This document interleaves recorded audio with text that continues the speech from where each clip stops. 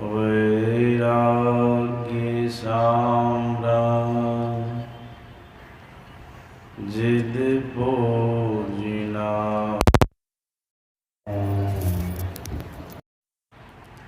नमो नमः श्री गुरुपादुकाभ्यां। नमो नमः श्री गुरुपादुकाभ्यां। संसार वृक्षमारूढ़ा पतन्ति नरकार्णवे। यस्तानुद्धरति सर्वान् तस्मै श्री गुरवे नमः। तस्मै श्री गुरवे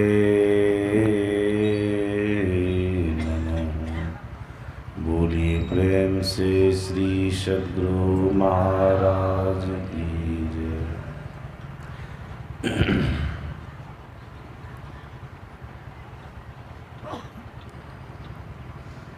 इस पावन स्थल पर मंचासीन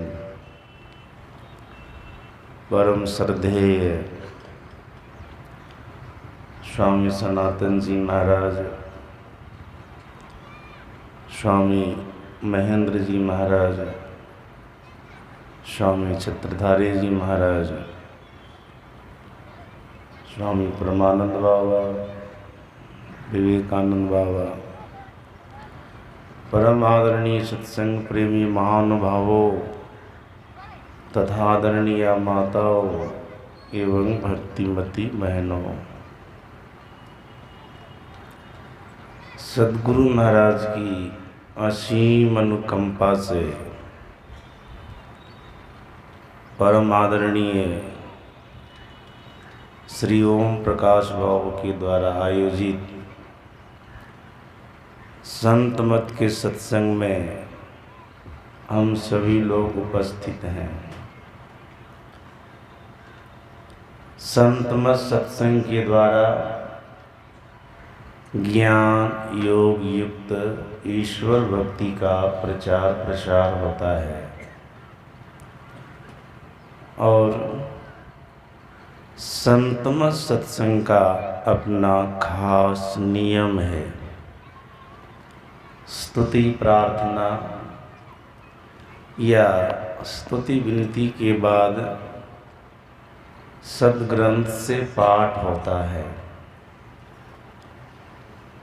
पाठ के आधार पर जो विषय बनता है, प्रवचन करने वाले प्रवक्ता लोग, बाबा लोग उसी विषय पर प्रवचन करते हैं। यहाँ पर कुछ देर पहले संतमत सत्संग के नियमानुकूल स्तुति प्रार्थना के बाद सद्ग्रंथ से पाठ हुआ था। उस पाठ के आधार पर सत्संग का विषय बना सत्संग की महिमा। महापुरुषों ने कहा है सत्संग की बड़ी महिमा है। गोस्वामी तुलसीदास जी महाराज रामायण की रचना की है। रामायण के बाल कांड में गोस्वामी तुलसीदास जी महाराज ने सत्संग के लिए कहा, जीव मात्र के लिए सुलभ है। यही गोस्वामी तुलसीदास जी महाराज रामचरितमानस के अंदर सप्तम सोपान उत्तरकांड में लिखा है, सत्संग जीव मात्र के लिए दुर्लभ है। एक ही महापुरुष हैं जो रामायण की रचना की है। 7 कांडों में रामायण है। बाल कांड में जीव मात्र के लिए सत्संग सुलभ है लिखे हैं। यही महापुरुष रामायण के उत्तर कांड में जीव मात्र के लिए दुर्लभ है सत्संग ऐसा लिखा है। बालकांड में है सबहि सुलभ सब दिन सब देशा सेवत सादर समन कलेशा। गोस्वामी तुलसीदास जी महाराज कहते हैं सत्संग सबके लिए सुलभ है। सबको सब दिन सब देशों में आसानी से मिल जाता है। अगर इसका सेवन कोई आदर पूर्वक करता है, सम्मान पूर्वक करता है, तो गोस्वामी तुलसीदास जी महाराज कहते हैं उनके क्लेशों का नाश होता है, उनके दुखों का नाश होता है। सज्जनों, जिस सत्संग में हम आप बैठे हैं, ये सत्संग जीव मात्र के लिए सुलभ है। हाँ, याद रखिएगा, सुलभ तो सबके लिए हैं, लेकिन इस सत्संग में भी सब नहीं आ सकते। इस सत्संग में भी जो सत्संग जीव मात्र के लिए सुलभ है, सब दिन सब देशों में सबको आसानी से मिल जाता है, जिनका सेवन करने से, सम्मान पूर्वक आदर पूर्वक सेवन करने से दुखों का नाश होता है, क्लेशों का नाश होता है। सुलभ तो सबके लिए हैं, लेकिन सब नहीं आ सकते। आते कौन हैं? जिनके पास पुण्य की पूंजी होती है। जैसा कि परमात्मा श्री राम ने कहा, पुण्य पूंज बिनु मिलहि न संता। जिनके पास पुण्य की पूंजी होती है, वे ही व्यक्ति सुलभ सत्संग में भी आ सकता है। जिस सत्संग में हम आप बैठे, ये सुलभ सत्संग है। सब जीव के लिए सुलभ आ सकता है सब, लेकिन आएगा वही जिनके पास में पुण्य की पूंजी है। आप लोग ऐसे नहीं आए हैं, आप लोगों के पास पुण्य की पूंजी है। ऐसा मैं नहीं कह रहा हूँ, ऐसा परमात्मा श्री राम कह रहे हैं। अगर भगवान को आप मान रहे हैं, राम को मान रहे हैं, तो राम की बात को भी मान लीजिएगा। हाँ, ये भगवान का वचन है कि पुण्य है हमारे पास, तब हम सत्संग में आए हैं, वैसे नहीं आए। दूसरी बात, सत्संग में, सुलभ सत्संग में वे ही व्यक्ति आते हैं जिनके पास जिनके ऊपर हरि की कृपा है। जिस जीव के ऊपर हरि की कृपा होती है, वे ही व्यक्ति सुलभ सत्संग में आता है। जिस सत्संग में हम आप बैठे हैं, ऐसा कौन कह रहे हैं? भगवान भोलेनाथ। माता पार्वती ने भगवान भोलेनाथ से पूछा, प्रभु, इस संसार में जीव के लिए सबसे बड़ी लाभ की बात क्या है? कहाँ पर जीव जाएगा तो सबसे बड़ा लाभ उनको मिलेगा? इस पर भगवान शंकर ने कहा, देवी सुनो, अगर जीव सत्संग में चला जाएगा ना, तो उनको बड़ा लाभ मिलेगा। ये बहुत बड़ी लाभ की बात है, जीवन में सत्संग का मिल जाना। सत्संग को प्राप्त किया मानो उसको बड़ा लाभ मिलेगा। लेकिन देवी सुनो, सत्संग जीव को यूं ही प्राप्त नहीं होता है। जब उनके ऊपर हरि की कृपा होती है, परमात्मा की कृपा होती है, तब जीव को कहीं सत्संग मिलता है। बार बार आप लोग सुने होंगे सत्संग में भगवान शंकर का वचन है, गिरिजा संत समागम समन लाभ कछुआन, बिनु हरि कृपा न होय सो गाओ ही वेद पुराण। भगवान शंकर का वचन है, वेद पुराण का कहना है, दुनिया के सारे धर्म ग्रंथों का कहना है कि जीव को सत्संग तब प्राप्त होता है जब उनके ऊपर हरि की कृपा होती है। अगर सत्संग प्राप्त हो गया तो बड़ा लाभ उनको मिलता है। सज्जनों, आप कहेंगे कौन सा लाभ मिलता है? अभी आप लोग यहाँ पर बैठे हैं, बहुत होगा तो सत्संग के बाद आपको भंडारा मिलेगा, बढ़िया से भोजन मिल जाएगा। लाभ क्या? महापुरुषों ने लाभ को जनाया है। कारे लाभ लिखते हो किस तरह से? लवा कर भव लाभ, लाभ भव लाभ ऐसा लिखते हो, लवा कर भव लाभ। अक्षर को थोड़ा उलट दो, बात समझ में आ जाएगी इसका अर्थ क्या होता है। अक्षर को उलटने क्या होगा? भव लवा कर भला। सज्जनों, याद रखिएगा, सत्संग करने वाले को यही लाभ होता है कि उनका भला होता है, उनका कल्याण होता है। लेकिन जिस सत्संग को करने से, सत्संग में जाने से जीव का भला होता है, लाभ होता है, ऐसे सत्संग को प्राप्त करने से पहले हरि की कृपा प्राप्त करनी होती है। ऐसे सत्संग को प्राप्त करने के लिए हरि की कृपा चाहिए, परमात्मा की कृपा चाहिए। जब तक जीव के ऊपर ईश्वर की कृपा नहीं होगी, परमात्मा की कृपा नहीं होगी, तब तक जीव को सत्संग नहीं मिल सकता।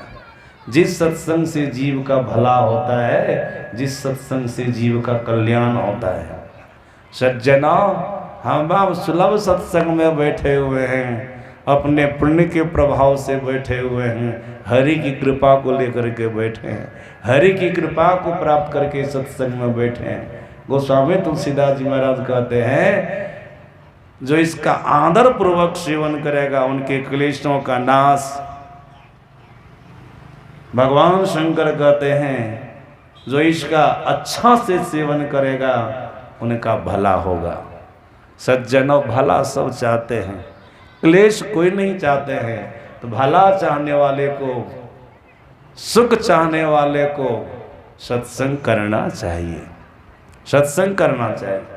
सज्जनों, महापुरुषों ने यहाँ तक कहा, जो सुलभ सत्संग को करने वाला होता है, जिस सत्संग में हम आप बैठे हुए हैं, जो इस सत्संग में आ गया, ऐसे जीव को सगुण ब्रह्म के संग में बैठने का फल प्राप्त होता है। ध्यान से सुनिएगा आप लोग, जिस सत्संग में हम आप बैठे हुए हैं, महापुरुषों ने कहा, ऐसे सत्संग को प्राप्त करने वाले जीवात्मा को सगुण ब्रह्म के संग में बैठने का फल प्राप्त होता है। सज्जनों, आप कहेंगे सत्संग सगुण ब्रह्म है, तभी आप लोग प्रवचन में भी सुन रहे थे, बढ़िया से सुन रहे थे। गोस्वामी तुलसीदास जी महाराज जबकि कलयुग में हुए हैं, वे त्रेता युग के राम, भगवान श्री राम को अपना आराध्य देव मानते थे, उनकी उपासना करते थे।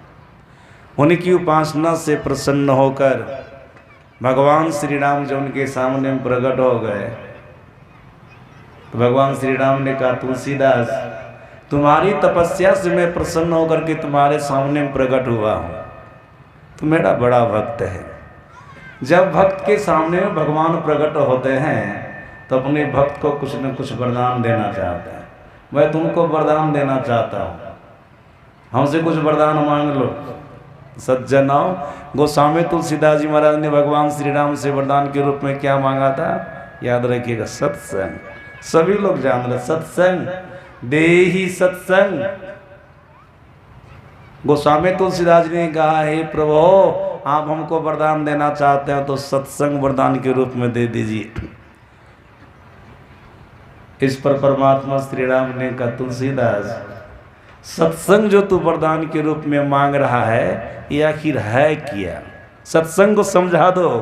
लग रहे भगवान समझ नहीं रहे हैं, जानने वाले तो सब हैं। यही तो कहते पुण्य पुंज बिन मिलेंगे न संता। सज्जनों, परमात्मा श्री राम तो जान ही रहे हैं, लेकिन तुलसीदास जी महाराज के मुखारबिंद से कहलाना चाह रहे। तुम कहो सत्संग क्या है? और इस बात को भगवान श्री राम ने माना भी, काटा नहीं है। अगर काट देते ना तो गोस्वामी तुलसीदास जी महाराज वाणी के रूप में नहीं लिखते, माने तब लिखे हैं। गोस्वामी तुलसीदास जी महाराज कहते प्रभु दे ही सत्संग, आप हमको सत्संग वरदान के रूप में दीजिए। भगवान श्री राम ने कहा क्या है सत्संग? का निज अंग, ये आपका अपना शरीर है। सज्जनों, इसलिए मैंने आपको कहा सत्संग परमात्मा का सगुण शरीर है। सत्संग ये ब्रह्म का सगुण रूप है। और सत्संग में आने वाले को सगुण ब्रह्म के सानिध्य में बैठने का लाभ प्राप्त होता है। क्या लाभ होगा?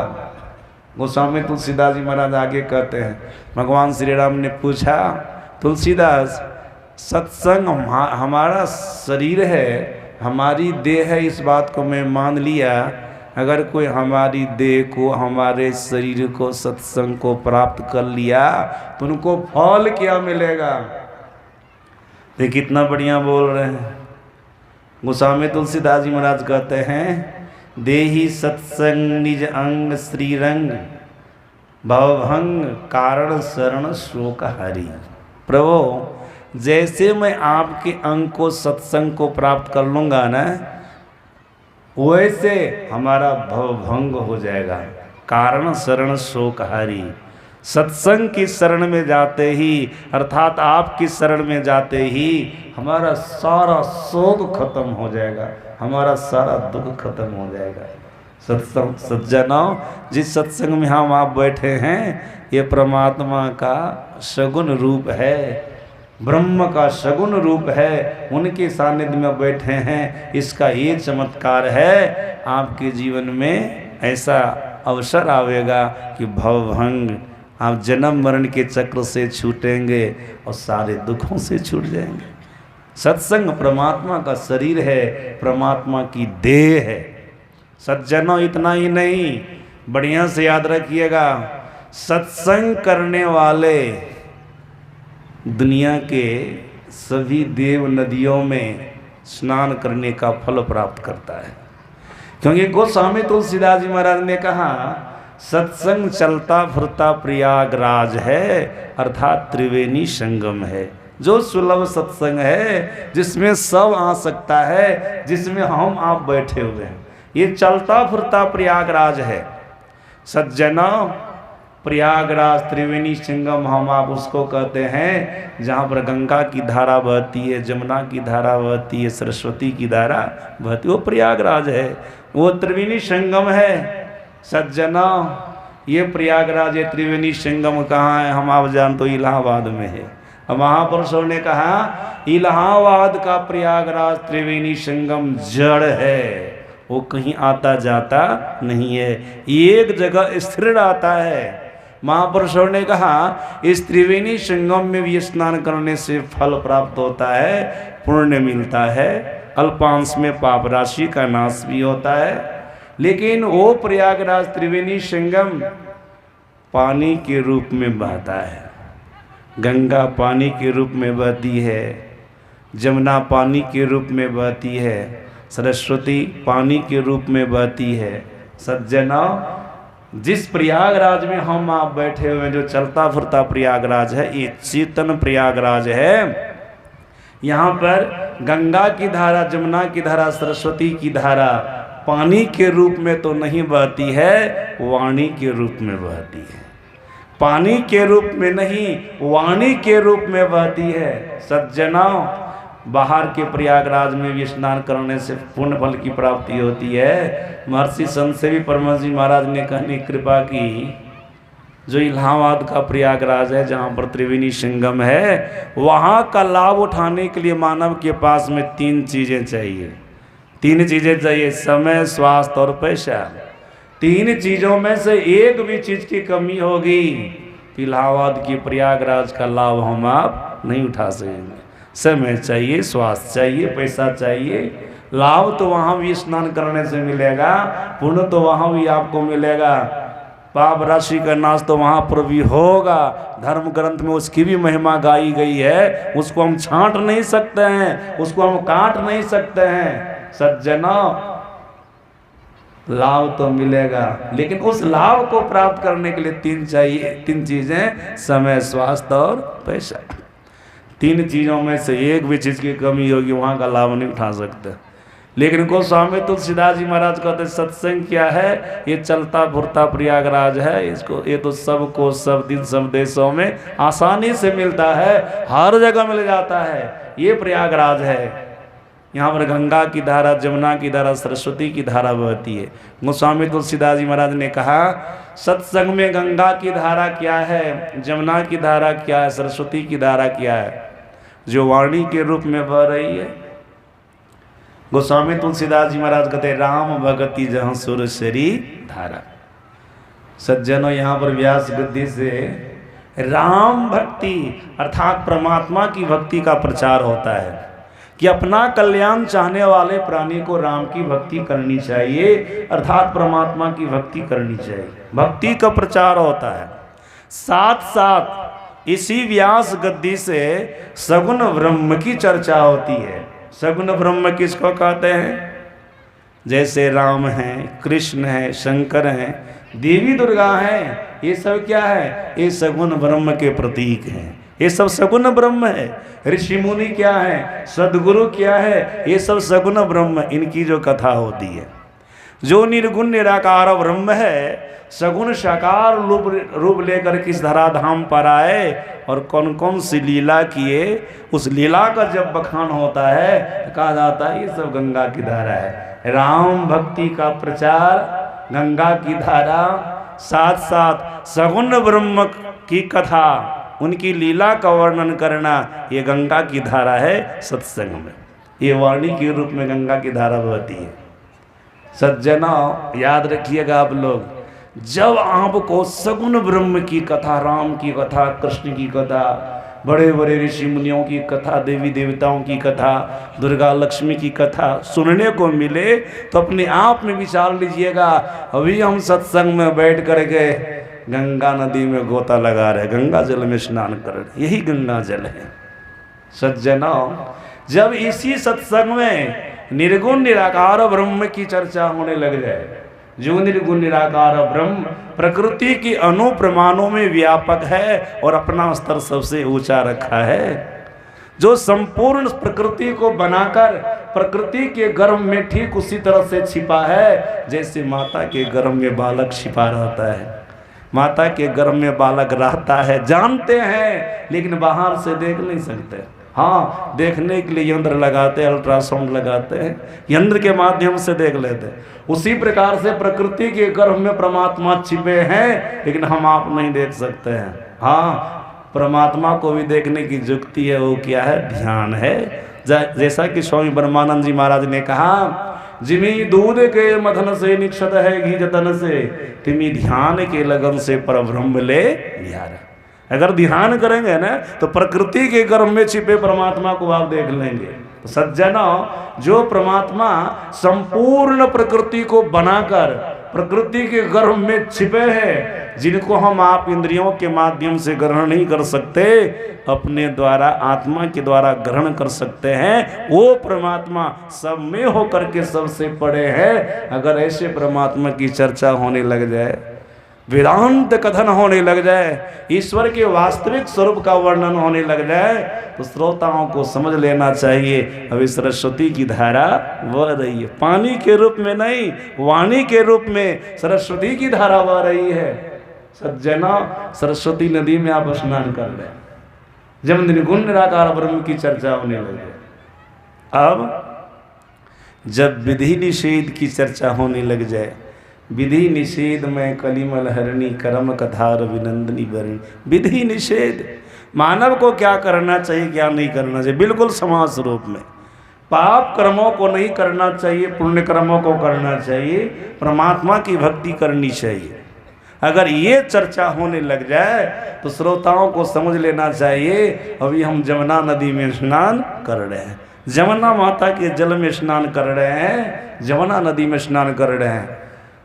पंच पापों को नहीं करना चाहिए, झूठ, चोरी, नशा, हिंसा, व्यभिचार। अब पंच कामों को करना चाहिए, 5 चीज़ों को करनी चाहिए।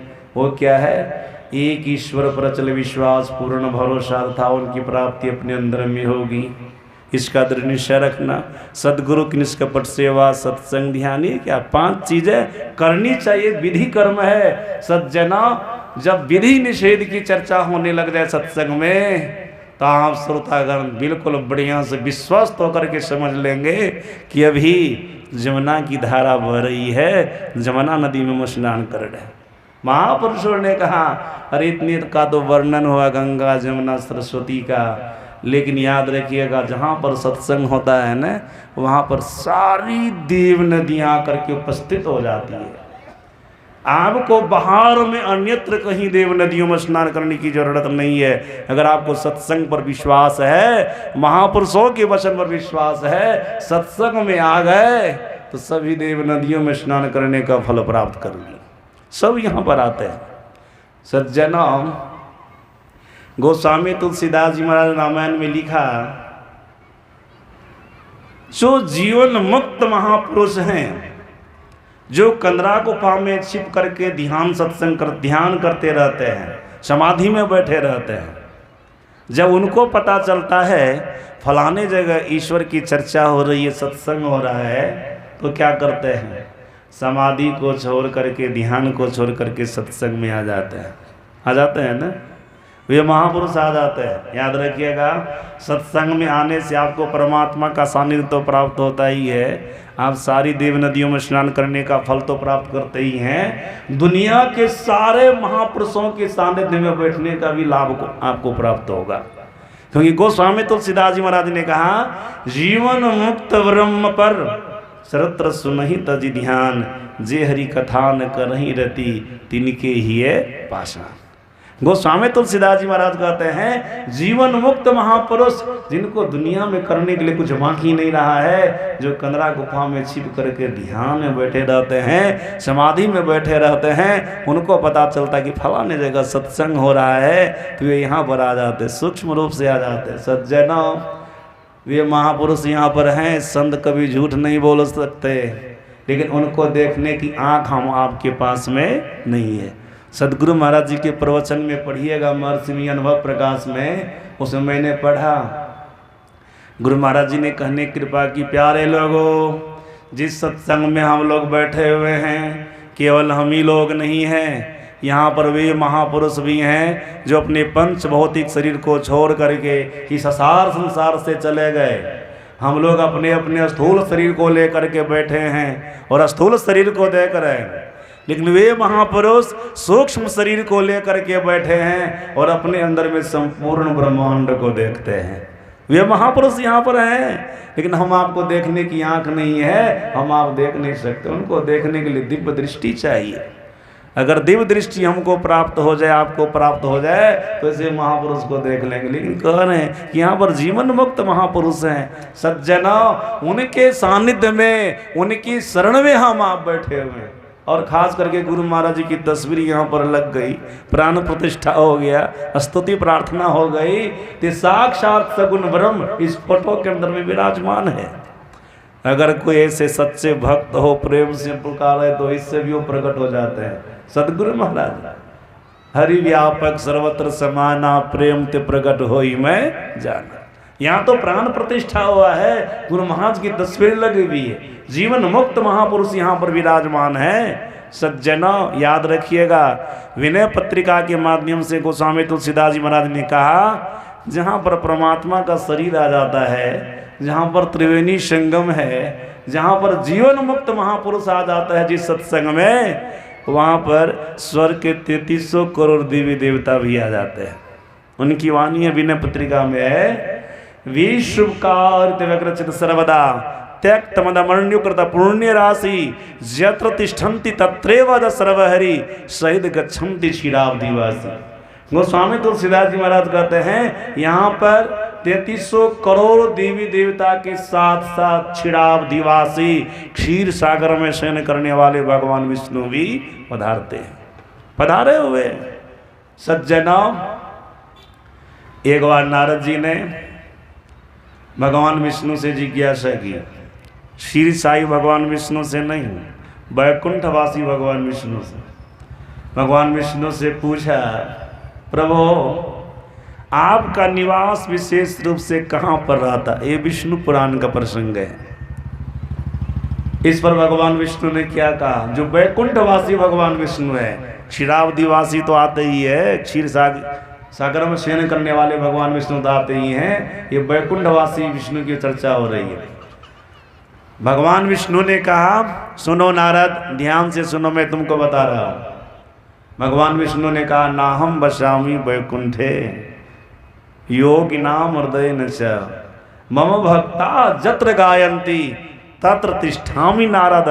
हे नारद सुनो, मैं वैकुंठ में वास नहीं करता हूँ, मैं योगियों के भी हृदय में वास नहीं करता हूँ। नारद जी ने कहा, तब कहाँ रहते हैं? बोले, मम भक्ता जत्र गायन्ति तत्र तिष्ठामि नारद। नारद, जहाँ पर मेरा भक्त मेरा गायन करता है वहीं पर मैं यहाँ रहता हूँ। सज्जनों, यहाँ पर वो वैकुंठवासी विष्णु भी है, क्योंकि वहाँ पर उनका गायन हो रहा है। ये विश्व को बनाने वाले परमात्मा है।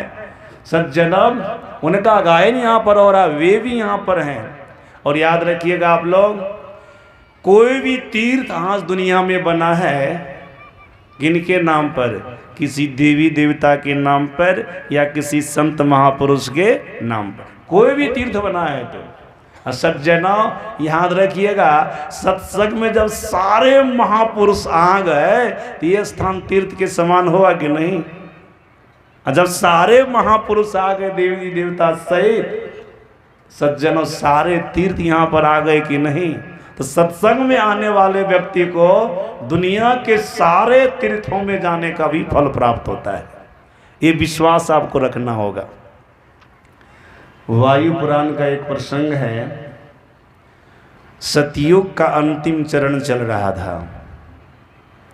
सतयुग का अंतिम चरण उस समय की घटना है। एक संत थे, उनका नाम था बृहत्तपा। उनका घर या आश्रम गंगा नदी से दक्षिण की दिशा में लगभग 2 कोस की दूरी पर था। ऊंचे दर्जे के श्रद्धे पहुंचे हुए महापुरुष थे। वो जहाँ रहते थे रोज उनका वहाँ पर सत्संग होता था। उनके सत्संग में 2 व्यक्ति आते थे, कभी नहीं छोड़ते थे, रोज आते थे। सज्जनों, एक का नाम था दीर्घतमा, दूसरा का नाम था पुण्यधामा। दीर्घतमा जन्मांध थे, जन्म से अंधे थे। पुण्यधामा हर तरह से ठीक थे, लेकिन सत्संग में दोनों बहुत प्रेम रखते थे। बृहत्तपा के आश्रम में जाते थे, अपने गुरु के आश्रम में जाते थे, रोज सत्संग सुनते थे, कभी सत्संग नहीं छोड़े। योग वासिष्ठ महारामायण को मैंने पढ़ा तो उसमें पढ़ा, परमात्मा श्री राम को जब से होश हुआ कि सत्संग करना चाहिए, ज्ञान हो गया, तब से जब तक अयोध्यापुरी में राजभवन में रहे, वनवास से पहले और बाद में भी जब तक रहे राजभवन में, तब तक अपने गुरु वशिष्ठ के आश्रम में सुबह शाम सत्संग करने के लिए जाते थे, सुबह शाम सत्संग सुनने के लिए जाते थे। सज्जनों, ये सब सत्संग का महत्व दिए है ना। हम लोग के सदगुरु महाराज भी सत्संग का कितना महत्व दिए। सत्संग के लिए क्या बोले गुरु महाराज? सत्संग मेरी सांस है। जैसे सांस के बिना कोई नहीं रह सकता, वैसे मैं सत्संग के बिना नहीं रह सकता। जीने के लिए सांस चाहिए तो हमारे जीने के लिए सत्संग चाहिए। सत्संग का कितना महत्व दिया है। सत्संग सगुण ब्रह्म का शरीर है ना, साक्षात सगुण ब्रह्म है। सत्संग चाहिए, सत्संग के बिना हम नहीं रह सकते। सज्जना, वो दीर्घतमा और पुण्यधामा रोज जाते थे सत्संग सुनने के लिए। सत्संग में इतना नॉलेज उनको हो गया था कि सत्संग में जाने वाले व्यक्ति को, सत्संग सुनने वाले व्यक्ति को दुनिया के सारे महापुरुष का सानिध्य प्राप्त होता है, देवी देवता का सानिध्य प्राप्त होता है, सभी देव नदियों में स्नान करने का फल प्राप्त होता है, परमात्मा का सगुण ब्रह्म का सानिध्य प्राप्त होता है। ये सब पूरा नॉलेज हो गया था। दुनिया के सारे तीर्थों में जाने का फल प्राप्त होता है, इसलिए उनका सारा भटकन छूट गया था। अभी तो हम लोगों के यहाँ संत मत के सत्संगी का सारा भटकन नहीं छूटा है। सत्संग सुन करके भी कुछ न कुछ मन में होता है, ये नहीं करेंगे तो हो सकता काम हमारा नहीं बने, तो और काम को कर लेते हैं और देवी देवता की पूजा कर लेते, यहाँ तहाँ चले जाते हैं। सज्जना, उनको पूरा विश्वास हो गया था, इसलिए सत्संग के अलावा वो कुछ भी नहीं करते थे। केवल और केवल उनके जीवन में सत्संग था। सज्जना, एक दिन की घटना है। पुण्य धामा संध्या काल, अपराह्न काल का सत्संग सुन करके अपने घर आ गए। देखते वहां पर 2 तीर्थ यात्री हैं, हमारे दरवाजे पर बैठे हुए। उनके नज़दीक गए, पूछे आप लोग? कहा हाँ, हम लोग तीर्थ यात्रा कर रहे हैं,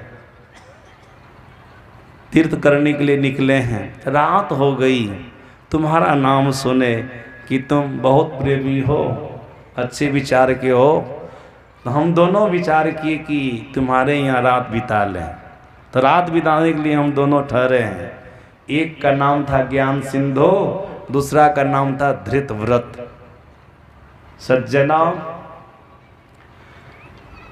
पुण्य धामा ने कहा ठीक है, जब इतने आशा विश्वास लेकर के आप हमारे पास में आए हैं तो रहिए बढ़िया से, कोई बात नहीं, आपका स्वागत है। सज्जना, पुण्य धामा ने यह भी सुना दिया, अतिथि तो हमारे लिए देवता के समान होते, अतिथि देवो भव, ये वेद की बात है।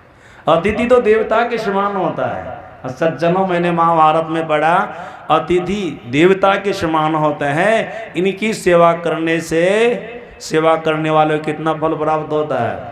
भीष्म पितामह ने युधिष्ठिर को कहा है, अगर कोई व्यक्ति अतिथि की सेवा कर लेता है, जो व्यक्ति बिना तिथि डेट बतलाए किसी के यहाँ पहुँच गए वो अतिथि है, उनकी सेवा अगर कोई कर लिया श्रद्धा पूर्वक विश्वास के साथ, नहीं ये देवता के समान है, इनकी पूजा करने से देवता की पूजा होगी। तो भीष्म पितामह ने कहा तत्काल ऐसे अतिथि की सेवा करने वाले को 1 करोड़ गौ दान करने का फल प्राप्त हो जाता है। ये विश्वास रखिएगा, इसलिए अतिथि की सेवा कीजिएगा। लोग तो अतिथि को फटकार देता, अरे कौन है नहीं है, सावधान रहिए। अलग बात है, हो सकता है अतिथि के वेश में दुष्ट भी आ जाए, सावधान रहिए, लेकिन सेवा करने से नहीं चूकिए। 1 करोड़ गौदान करने का फल उनको प्राप्त होता है जो अतिथि की सेवा करता है। सज्जनों, सत्संग में तो सुना था पुण्य धामा, बहुत अच्छा से उनका स्वागत किया, सम्मान किया, भोजन कराया। भोजन कराने के बाद पलंग पर सोने के लिए दिया। वो दोनों अतिथि पलंग पर सो गए। सज्जनों, नींद में नहीं गए हैं, लेट गए हैं। पुण्यधामा अपनी पत्नी को बोले कि देवी ऐसा करो, गर्मी का मौसम है, ये दोनों अतिथि पैदल चलते हैं, तिनका पैर थक गया होगा, मैं पैर दाबता हूँ और तुम पंखा झेलो, ठंडा इसको लगेगा, नींद आ जाएगी। तो पुण्यधामा की पत्नी पंखा झेलने लग गई। अब पुण्यधामा दोनों अतिथि की बारी बारी से चरण दबाने लगे, उनकी सेवा करने लग गए। देखिए अतिथि के प्रति कितना भाव है, कितनी श्रद्धा है। दोनों पति पत्नी मिलकर उनकी सेवा कर रहे हैं। सज्जना, इसी क्रम में पुण्यधामा से धृतव्रत ज्ञान सिंधु दोनों एक स्वर में पूछते हैं, पुण्यधामा बताओ, हम दोनों तो गंगा के बहुत प्रेमी हैं, बहुत प्रेमी हैं, यहाँ से गंगा की दूरी कितनी होगी? इस पर पुण्यधामा क्या कहते हैं, हे अतिथि देवता सुनिए, यहाँ से गंगा की दूरी सुनने में आया है, देखा नहीं हूँ, देखिए सुनने में आया है, यहाँ से गंगा की दूरी उत्तर की दिशा में 2 कोस की दूरी पर है, 2 कोस की दूरी है। 2 कोस की दूरी पर यहाँ से गंगा जी है, उत्तर की दिशा में। जैसे ये बात सुने न दोनों ज्ञान सिंधु और धृतव्रत, उनको गुस्सा उठ गया। कैसा नीच आदमी है, ये कह रहे हैं कि हमको सुनने में आया है यहाँ से उत्तर की दिशा में गंगा जी 2 कोस की दूरी पर है। इनके लिए हम अभी सुने, चर्चा में ये बताए कि हम 100 साल से सत्संग सुन रहे हैं, सत्संग कर रहे हैं। सत्संग करने इतना भी नॉलेज नहीं हुआ, इतना भी ज्ञान नहीं हुआ कि 2 कोस की दूरी पर गंगा है तो गंगा में स्नान कर ले। अरे अगर कोई 1000 कोस की दूरी से हर हर गंगे करके आवे न, गंगा माता का नाम लेकर के, उसका पाप खत्म हो जाएगा। जैसा कि गर्गाचार्य महाराज ने भी कहा, गंगा पापं, गंगा में स्नान करने से पाप खत्म हो जाता है। ये कैसा नीच आदमी है, धूर्त आदमी है, पापी है। 100 बरस तक सत्संग यहाँ पर सुन लिए हैं, लेकिन 2 कोस की दूरी पर यहाँ से उत्तर की दिशा में गंगा जी है, अभी तक गंगा में स्नान नहीं किया। बड़ा भला बुरा का गाली गलौज सब दे दिया और अपना सारा सामान समेटा और कहा नीच आदमी का हम भोजन कर लिए, पापी का हम भोजन कर लिए, ये भोजन भी हमको अपराध करेगा। ऐसा बकवास करते हुए दोनों निकल गए। सज्जन जिधर बताए थे 2 कोस की दूरी पर गंगा जी है, जब उधर गए न गंगा के तट पर, गंगा के तट पर तो चले गए, लेकिन गंगा नदी में उसको पानी नहीं मिला। वायु पुराण का प्रसंग है, पानी नहीं मिला, बिल्कुल सूखी नदी है। गंगा नदी तो है लेकिन पानी नहीं है। प्रसंग में आया, गंगा सागर से लेकर के गंगोत्री तक गया, गंगा के किनारे होकर के गया, लेकिन पानी उसको कहीं नहीं मिला। बिल्कुल गंगा नदी सूखी हुई है, बिल्कुल सूखी हुई है। सज्जनों, दोनों तीर्थ यात्री व्याकुल हो गए। अब मन में दोनों विचार करते हैं, जब गंगा सागर से गंगोत्री तक गंगा जल हमको नहीं मिला तो कहाँ मिलेगा।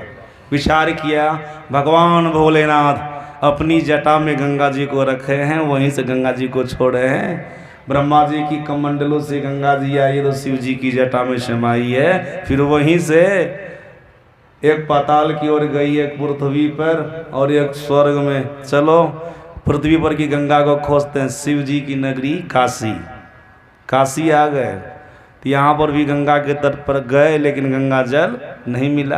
वो तो पहले न गए थे, नहीं मिला था उनको गंगा जल। सज्जना, तब भगवान शिव की स्तुति करने लग गए। भगवान शंकर प्रकट हो गए। भगवान शंकर ने कहा, रे किस लिए मेरी स्तुति की? काम की जटा में जो गंगा जी है वो कहाँ का चली गई? भगवान शंकर ने कहा, तो मैं तो देख रहा हूँ धरती पर बह रही है। कहा हम कहाँ देख रहे हैं? कहा तुमसे कोई भूल हुई होगी, भूल हुई होगी तो गंगा की स्तुति करो। भगवान शंकर के कहने पर गंगा की स्तुति की, माता गंगा प्रकट हो गई। शिक्षा देना था, प्रकट हो गई। माता गंगा ने कहा, धृतव्रत को, ज्ञान सिंधु को, तुम दोनों लोगों ने बड़ा अपराध किया है, तुम दोनों लोगों ने बड़ा अपराध किया है। दोनों ने कहा, हम दोनों ने क्या अपराध किया बता दीजिए, हमसे क्या अपराध हो गया? कहा, पुण्य धामा, देख लीजिएगा, सुनिएगा, पुण्य धामा जो अपने गुरु के आश्रम में रहकर लगभग 100 वर्षों तक सत्संग सुना है, उसको तुमने भला बड़ा कहा है। तुम जानते हो, पुण्य धामा सत्संग सुनते सुनते इतने बड़े पुण्यात्मा हो गए हैं, उनकी चरण धूलि के लिए मैं स्वयं उनके पास में जाती हूँ। पापी जो हमारे जल में पाप धो के रख देता है, जो हमारे जल से पाप को धो लेता है, जिससे मैं स्वयं पापनी हो जाती हूँ, तो अपना पाप को दूर करने के लिए पुण्य धामा के पास, उनके गुरु बृहत्तपा के पास में जाती हूँ, उनकी चरण धूलि लेती हूँ। तुमने पुण्य धामा को भला बुरा कहा है? सज्जनों याद रखिएगा, भले माता गंगा पापी के पाप को धो ले, लेकिन माता गंगा के भी पाप को धोने वाले संत होते हैं। भागवत महापुराण को पढ़ करके देखिए, आपको पता चलेगा। भगीरथ की तपस्या से प्रसन्न होकर के माता गंगा जब धरती उनके सामने प्रकट हो गई और भगीरथ जी ने कहा कि चलो हमारे पूर्वज के कल्याण के लिए धरती पर। तो माता गंगा ने कहा धरती पर तो बहुत पापी रहता है, और महापुरुषों ने हमको धर्म ग्रंथ में पाप नाशनी के रूप में लिखा कि ये पाप नाशनी है गंगा, तो हमारे जल में पापी लोग अपना पाप धोएगा तो मैं पापनी हो जाऊंगी, तो हमारे पाप को धोने वाला कौन होगा।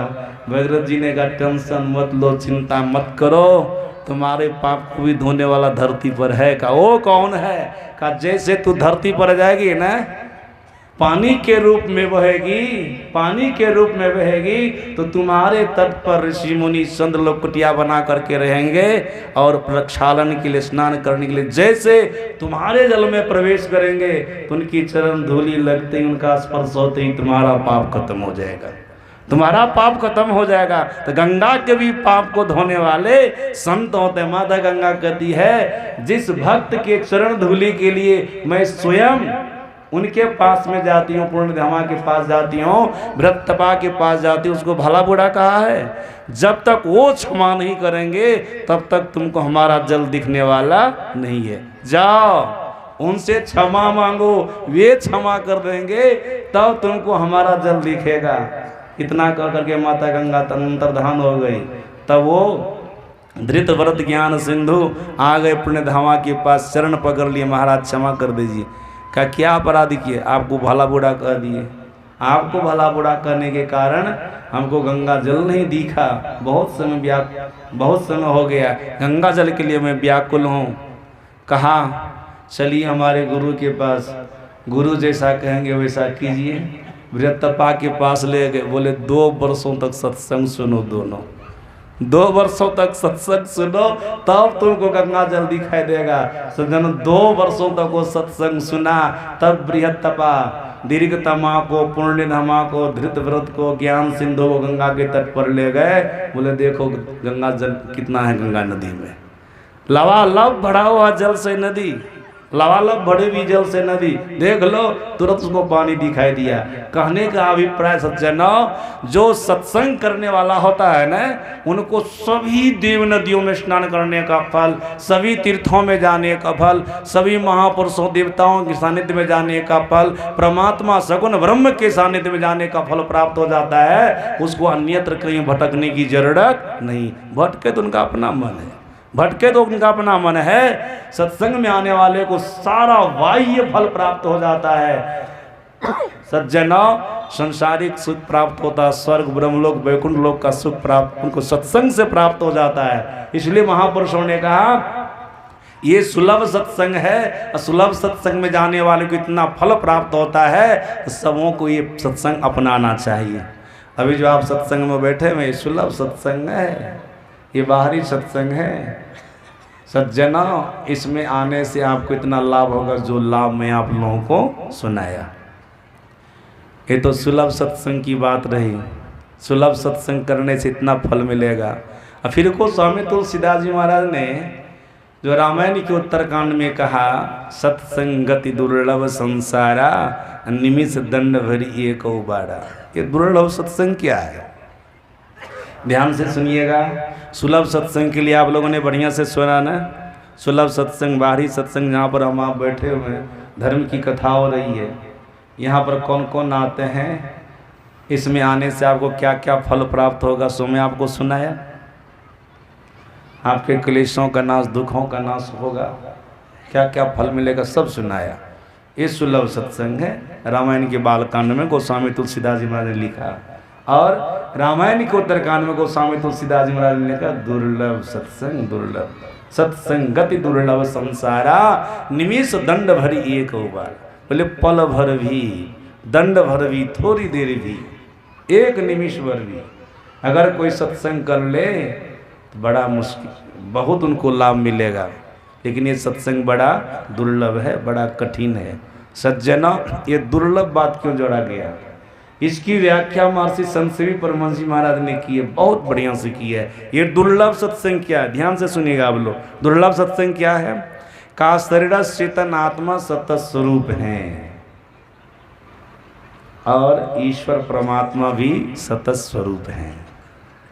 सज्जनों, याद होगा आप लोगों को, आप लोग बराबर सत्संग सुनते रहते हैं। शरीर चेतन आत्मा जीवात्मा परमात्मा का अभिन्न अंश है, ईश्वर अंश जीव अविनाशी। वेद में शरीर चेतन आत्मा जीवात्मा के लिए कहा ये अमृत का बेटा है, अमृतस्य पुत्रः। अमृत का बेटा शरीर चेतन आत्मा जीवात्मा है। महर्षि संत सेवी परमानंद जी महाराज ने कहा जिस जीवन काल में थोड़ी देर के लिए भी, याद रखिएगा, अगर थोड़ी देर के लिए परमात्मा का संग हो जाएगा ना फिर सदा के लिए हो जाएगा, लेकिन वो सत्संग प्राप्त होना बड़ा मुश्किल है। कहा शरीर चेतन आत्मा को जीवात्मा को साधन विशेष के द्वारा जो परमात्मा से मिला देता है, बोले ये सत्संग बड़ा दुर्लभ है, ये सत्संग बड़ा दुर्लभ है। साधन विशेष के द्वारा शरीर चेतन आत्मा को जीवात्मा को परमात्मा से मिला देना, ये सत्संग दुर्लभ सत्संग है। ये सत्संग होगा जल्दी। इसी सत्संग के लिए संत सुंदरदास जी महाराज ने भी कहा कि सत्संग जल्दी किसी को प्राप्त नहीं होता है। दुनिया में सब कुछ मिल जाएगा, तात मिले पुण्यमात मिले सुतभरात मिले युवती सुखदाई, राज मिले गजवाज मिले सवजा साज मिले मनवांछित पाई, लोक मिले सुरलोक मिले विधि लोक मिले बैकुंठ जाई। तो सुंदरदास विचारी क्या बोले, सुंदर और मिले सब ही सुख, लेकिन संत समागम दुर्लभ भाई। सब कुछ मिल सकता है लेकिन ये दुर्लभ सत्संग का मिलना बड़ा मुश्किल है। सुंदर और मिले सब ही सुख, लेकिन संत समागम दुर्लभ भाई। साधु महात्माओं का समागम सत्संग मिलना बड़ा दुर्लभ है। सज्जनों याद रखिएगा, केवल बाहरे में साधु महात्माओं का समागम नहीं होता है, राम समीपी संत हैं वे जो जो करे सो सो होए। परमात्मा के दरबार में जो संत का समागम है ना, वो असली समागम आपका होगा। अगर उस समागम में आप प्रवेश कर गए, राम के दरबार में चले गए जहाँ पर संत विराजते हैं, जहाँ पर संत के ही करने से सब कुछ होता है, अगर ऐसे संत महात्माओं के समागम में चले गए तो फिर आप आवागमन के चक्कर में नहीं आएंगे। ऊंचा महल अगमपुर जमा संत समागम हो, जो कोई पहुंचे वही नगरिया आवागमन न हो। अगर कोई अपने जीवन काल में शरीर चेतन आत्मा को जीवात्मा को परमात्मा से मिला दिया, राम के घर में लेके चला गया, तो वहाँ जो संत महात्माओं का समागम वहाँ पर अगर वो चला गया फिर आवागमन न हो। उनका जन्म मरण नहीं होगा, वो जन्म मरण के चक्र से छूट जाएगा। सज्जना जन्मना मरना जीवात्मा के लिए बड़ा कष्टकर होता है, बड़ा दुखकर होता है। हम लोगों के सदगुरु महाराज जी ने कहने कृपा की है, जब से जीव कोई शरीर लेकर के संसार में आता है, जब तक उस शरीर से नहीं निकल जाता तो बहुत प्रकार का दुख होता है, लेकिन शरीर में आना और शरीर से जाना ये सबसे बड़ा दुख है। उनकी वाणी है, आवागमन सम दुख दूजा है नहीं जग में कोई। संसार में जन्मने और मरने के समान कोई दुख नहीं है। सज्जनों याद रखेंगे, उस परमात्मा को जान लेने पर जन्मना मरना आपका छूट जाएगा। नचिकेता को जमराज ने कहा था, ए नचिकेता सुनो, जीव का शरीर भाव को प्राप्त होना कब तक होता है? जब तक कि जीव ईश्वर के वास्तविक स्वरूप को प्राप्त नहीं कर लेता है। अगर ईश्वर के वास्तविक स्वरूप को जीव प्राप्त कर लिया तो समझ लो ये दुर्लभ सत्संग है। वो सत्संग को प्राप्त कर लिया, मानो ईश्वर को प्राप्त कर लिया, परमात्मा को प्राप्त कर लिया। परमात्मा को प्राप्त किया तो पुनः शरीर भाव को प्राप्त नहीं होता है। 84 लाख प्रकार के शरीर होते हैं, योनियाँ होती है। 84 लाख प्रकार की योनियों में से किसी भी योनि में नहीं जाता है, किसी भी शरीर में वो नहीं जाता है। श्लोक है, चेद सकत बौद्धम प्राक शरीरस्य विश्रसः ततः सर्गेषु लोकेषु शरीरत्वाय कल्पते। कहा एक बार ईश्वर परमात्मा को प्राप्त कर लिया, जो दुर्लभ सत्संग है, सतत स्वरूप चेतन आत्मा को सतत स्वरूप परमात्मा मिला देना, उनका संग करा देना, एक नंबर का सत्संग। और ये दुर्लभ सत्संग है। महर्षि संत सेवी परमानंद जी महाराज ने कहा, अगर ये दुर्लभ सत्संग अपने जीवन में कोई कर लिया तो दोबारा उस शरीर भाव को प्राप्त नहीं होता है। यमराज ने भी नचिकेता को ऐसा कहा था। सज्जनों, आप लोग वेद पाठ में सुन भी रहे थे, वेद भगवान कह रहे थे पवित्रम ते विततम ब्रह्मणस्पते प्रभुर्गात्राणि पर्येखि विश्वतः अतप्त तनूर्न तदामो अश्नुते श्रितास इद्वह्रीन्तस्तत् समासत। इसका मतलब क्या होता है? सदगुरु महाराज ने इसका शीर्षक बनाया, जो भी आप लोग पाठ में सुन रहे थे। शीर्षक में क्या था? जो सत्संग तब से अपने को पवित्र नहीं करता है उनको ब्रह्म की प्राप्ति नहीं होती है। सज्जन, इसमें सुलभ सत्संग भी है और दुर्लभ सत्संग भी है। सुलभ सत्संग करेंगे तब दुर्लभ सत्संग करने की क्षमता आपके अंदर में आएगी। मतलब ध्यान विधि जानेंगे, साधन की विधि जानेंगे, ध्यान करेंगे। दुर्लभ सत्संग है, अपने आप को परमात्मा का संग करा देना, वो सत्संग को प्राप्त कर लेना, कर लेंगे। इसमें दोनों प्रकार के सत्संग है। जो सुलभ सत्संग को करेगा, दुर्लभ सत्संग को करेगा, दोनों प्रकार के सत्संगों को करेगा, उनका अंतःकरण पवित्र होगा। सज्जना, वेद भगवान कहते हैं ये दोनों प्रकार के सत्संगों को करना मानो सत्संग तप करना है। ये क्या करना है? मानो सत्संग तप करना है। याद रखिएगा, बाहर में धर्म ग्रंथों के माध्यम से बहुत लोगों ने तप किया है, तपस्या की है। उन तपों को करने से, उन तपस्याओं को करने से किसी का हृदय शुद्ध नहीं हुआ है, हृदय पवित्र नहीं हुआ है। आप लोग जानते हैं सतयुग में हिरण्यकश्यप हिरण्याक्ष तप किया, लेकिन घटिया काम कितना किया। हिरण्यकश्यपु भगवान विष्णु से ईर्ष्या किया, द्वेष किया, उनके भक्त प्रहलाद को, जो उनके ये पुत्र थे, उनको मारने का प्रयास किया। ईर्ष्या गई उनके अंदर से, द्वेष गया उनके अंदर से, हृदय पवित्र तो नहीं हुआ। उन्हीं का भाई हिरण्याक्ष संपूर्ण पृथ्वी को उठा करके पानी के अंदर में लेके चला गया, चुरा लिया। चोरी का काम करेगा, हृदय शुद्ध होगा तो तब क्या सामर्थ्य प्राप्त किया? धरतियों को चुरा लिया, चोरी छुटी उनसे। सज्जनाओ, त्रेता युग में रावण कुंभकर्ण तप किया, तप करने पर हृदय उनका शुद्ध हुआ। साधु महात्माओं को सताने का काम, देवताओं को सताने का काम, परमात्मा श्री राम की पत्नी को हरने का काम वही किया है। कुंभकर्ण भगवान श्री राम से युद्ध करने का काम किया, उनके हाथ से मारा चला गया, रावण भी मारा चला गया। सज्जनाओ, इसी प्रकार से द्वापर युग में भी बहुत ऐसे ऐसे तपस्वी हुए जो धरती के भीतर तप करते करते चले गए और ना करके मरे नहीं। पानी के भीतर में रह करके तप करने वाले हुए सौभरी ऋषि सब, कंडू ऋषि सब। कंडू ऋषि तो धरती के तर में किए और सौभरी ऋषि पानी के अंदर में तप किए। सज्जना, तब भी उनका हृदय शुद्ध नहीं हुआ। देखिएगा वो स्त्री के लिए कितना व्याकुल हुए।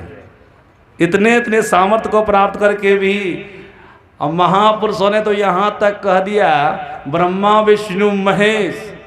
ब्रह्मा तप करके सृजन करने का शक्ति प्राप्त किया, विष्णु तप करके पालन करने की शक्ति प्राप्त किया, और भगवान शंकर तप करके संहार करने की शक्ति प्राप्त किया। लेकिन इन तीनों के भी सिर पर कलंक लगा।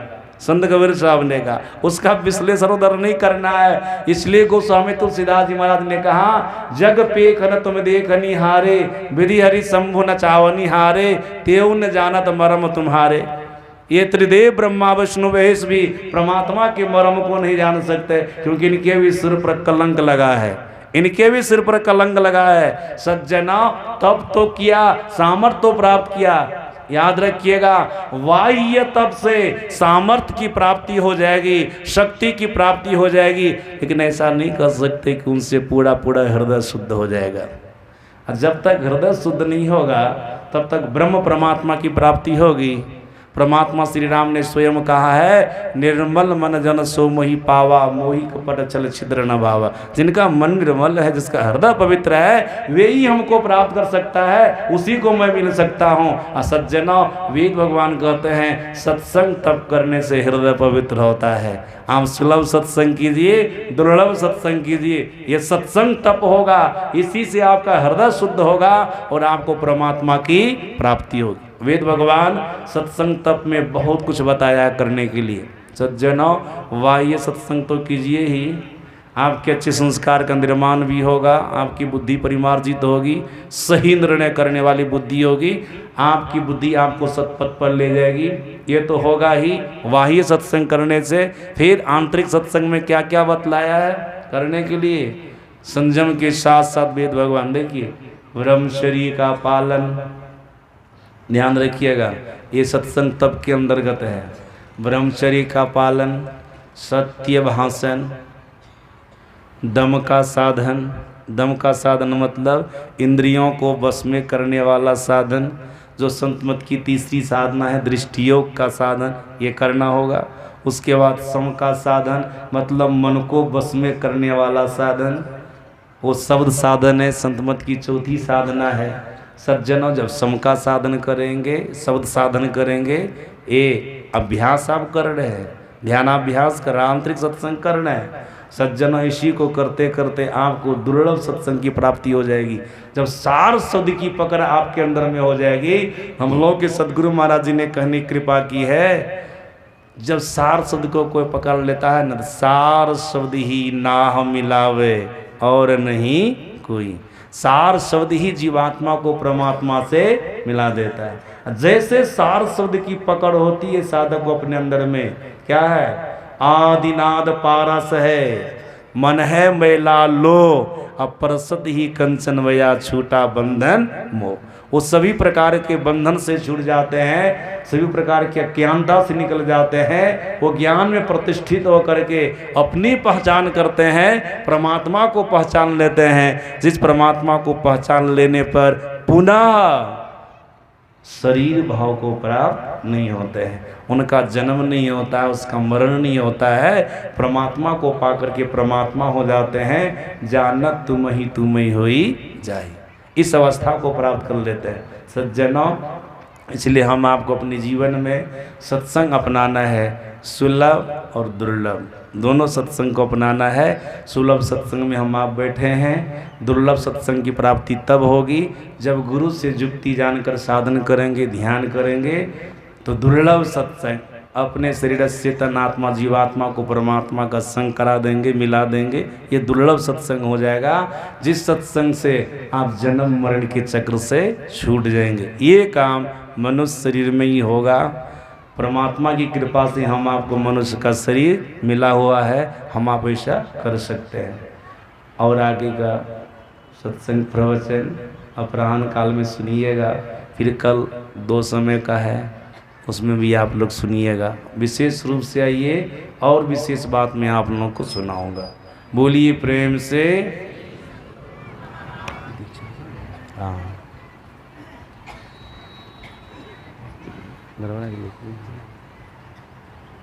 हेलो, बोलिए प्रेम से श्री सदगुरु महाराज की जय। सज्जनों, एक आवश्यक सूचना है, जिन माता बंधुओं को दीक्षा लेने की आए कि हम दीक्षा दिलाएंगे, वे निश्चित रूप से जो 6